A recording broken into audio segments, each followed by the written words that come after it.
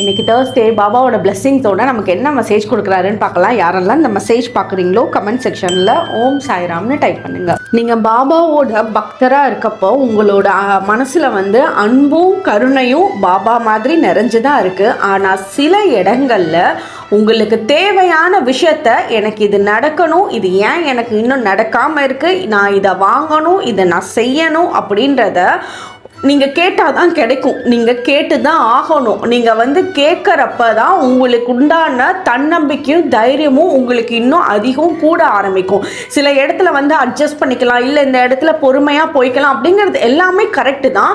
ஆனால் சில நேரங்களில் உங்களோட என்ன சொல்கிறது, உங்களோட ரெஸ்பெக்டை நீங்கள் இழந்து அந்த இடத்துல உங்களை கீழே ரொம்ப இறக்கி நீங்கள் ஒரு விஷயத்த பண்ணணும்னு அவசியம் இல்லை. அதனால உங்களுக்கு தேவையான நேரத்தில் தைரியமாக கேளுங்க. கேட்கறது உங்களோட கையில் பாபா கொண்டுட்டு கொடுப்பாரு. அதை சிலர் நீங்கள் உங்களோட அட்ஜஸ்ட்மெண்ட்டான கேரக்டரை யூஸ் பண்ணிக்கிறாங்க. உங்களை ரொம்ப இன்னும் அந்த அட்ஜஸ்ட்மெண்ட்குள்ளேயே போகிற மாதிரி உங்களை வைக்கிறாங்க. அதுக்கு இடம் கொடுக்க வேண்டாம். ஓம் சாய்ராம்.